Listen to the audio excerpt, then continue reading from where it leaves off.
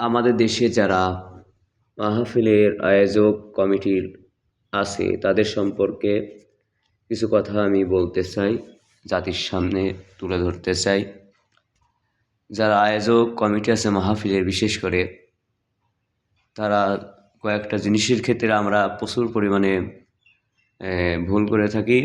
সেটা হলো, আমরা যে কোনো বক্তাকে আমরা কি বলে থাকি, যে আপনার আন্তর্জাতিক খ্যাতিসম্পন্ন প্রখ্যাত ব্যক্তি, অথচ সে আন্তর্জাতিক খ্যাতিসম্পন্ন হওয়ার যোগ্যতা রাখে না।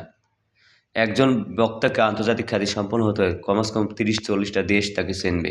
শুধু বাংলাদেশের লোক না, ওই দেশের স্থানীয় লোকেরাও তাদেরকে চিনতে হবে। শুধু বাংলাদেশের লোকেরা চিনল আর ওই দেশে আন্তর্জাতিক হলো, এটা কথাটা সম্পূর্ণ মিথ্যা, ভুয়া তথ্য। তো পক্ষান্তরে আল্লামা বলা হয় 1000 আলিমের যেই সমস্ত জ্ঞান একজন মানুষের মধ্যে থাকে, যেই ব্যক্তির মধ্যে থাকে, সে হলো প্রকৃত আল্লামা। আল্লামা বলতে মহান জ্ঞানের অধিকারী যিনি। মুফাসসির কোরআন বলা হয় আপনার, মুফাসসির কোরআন বলা হয় কাকে, যে একটা তাফসীর লিখেছে 40 খণ্ডে, 50 খণ্ডে অথবা 3 খণ্ডে লিখছে, কিন্তু সেই তাফসীরটা হয়েছে জামে মানে। মুফাসসির কোরআন শুধু 2-8টা কোরআনের অনুবাদ আর একটা ইতিহাস, ইরান তুরানের গল্প আর বাংলা অনুবাদ করে দিলাম, একে কি মুফাসসির কোরআন বলে? কখনোই না। এলমি পরিভাষায় একে মুফাসসির কোরআন বলা হয় না।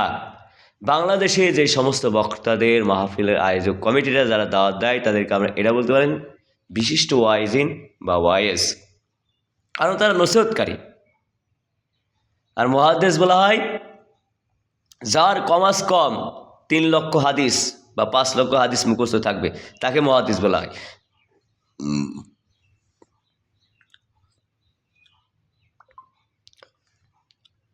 বাংলাদেশের এমন কোনো আলেম নেই যার 1 লক্ষ হাদিস মুখস্থ আছে। অনেক আলেম 50টা হাদিস বলতে যায়, সে হাইকে ফেলবে, মুইতে ফেলবে। হাদিসের সূত্র রাবি সহকারে যদি ধরা হয়, হাইকে ফেলবে। জরা তাদিল, হাসান, হাসালি জাতিহি, হাসালি গয়রিহি, জরা তাদিলের বিচার করতে গেলেই তো তারা হাইকে ফেলবে, তারা আবার মুহাদ্দিস হিসেবে দেয় রেখে। আমরা অনেক ওলামায় আছে না, দাওর হাদিস পড়াই, বুখারী শরীফ পড়ালি শাইখুল হাদিস, মুহাদ্দিস। আমরা সর্বোচ্চ বলতে পারি উস্তাদুল হাদিস বা উস্তাদুল তাফসির, এইটা আমরা বলবো। আমরা না বলে এটা কি করি, আমরা এটা ব্যবহার করি না। আরেকটা কথা হলো, আমরা হলো আপনার মুফতি সাহেব বলা হয়